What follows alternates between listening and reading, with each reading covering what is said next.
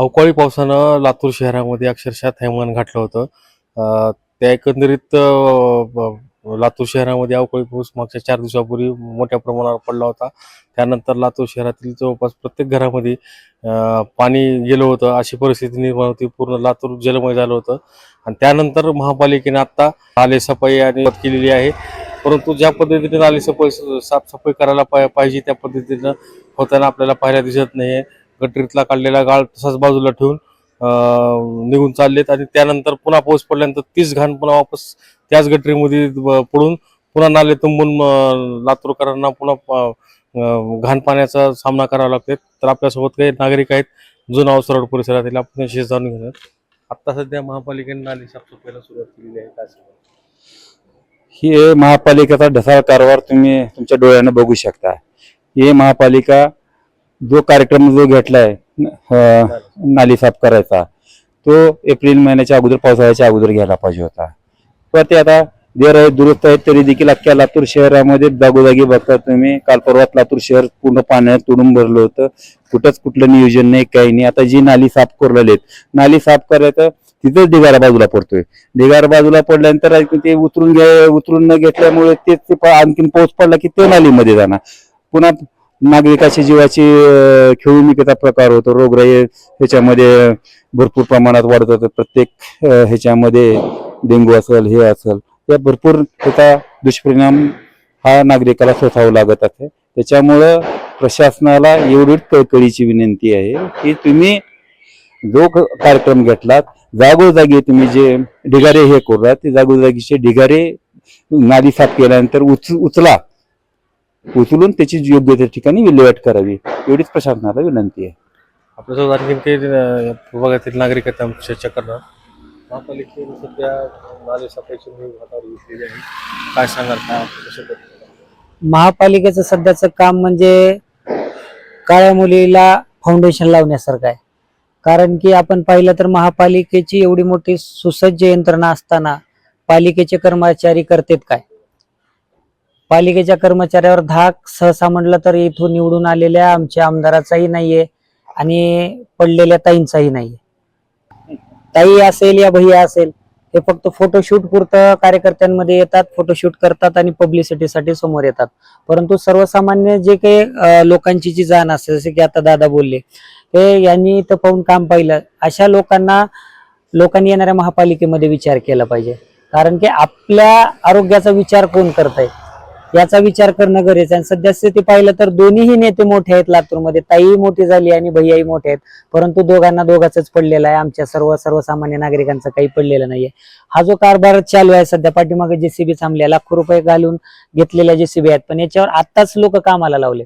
त्याच्या आधी जेसीबी पालिकेतच पडून होते, आपण कधी जाऊन चेक करू शकता. तर हेच काम एप्रिल महिन्यामध्ये जसं दादा बोलले तसं काय झालं नाही? कारण की तेव्हा आम्हाला कामच करायचं नव्हतं, डीपीडीसीची टक्केवारी खायची होती. आणि आधीच्या आयुक्तांवर तर मला बोलायची गरज नाही, पण आताचे आयुक्त आलेत पण कुठे आहेत तेच आम्हाला कळत नाहीये.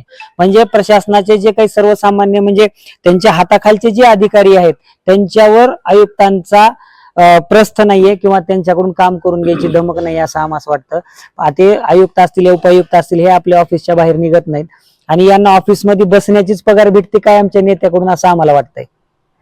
काय अपेक्षित आहे प्रशासनाकडून? आपल्याला काय अपेक्षित?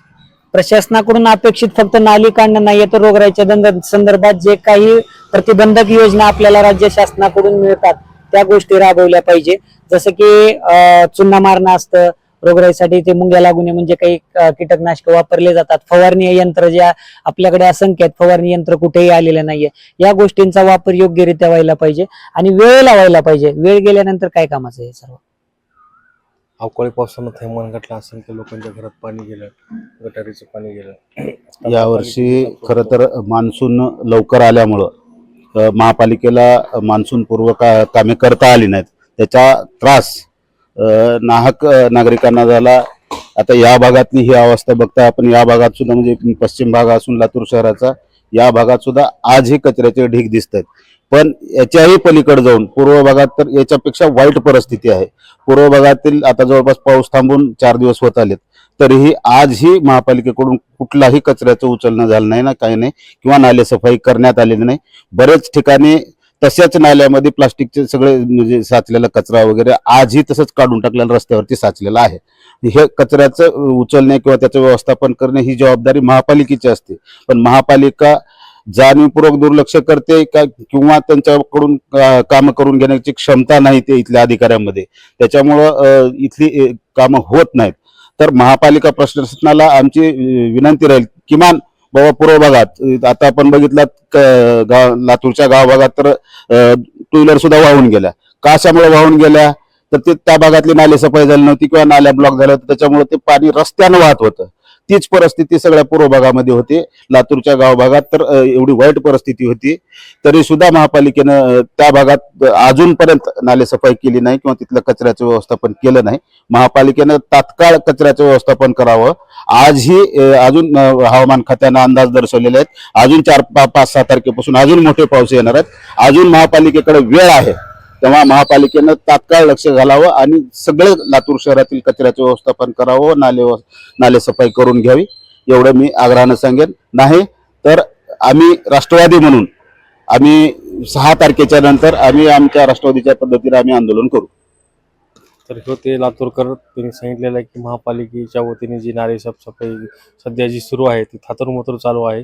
व्यवस्थित साफसफाई करून लातूरकरांना होणारा त्रास कमी करावा अशी अपेक्षा लातूरच्या लोकांनी व्यक्त केलेली आहे. विजय कवाळे, नवराष्ट्र, लातूर.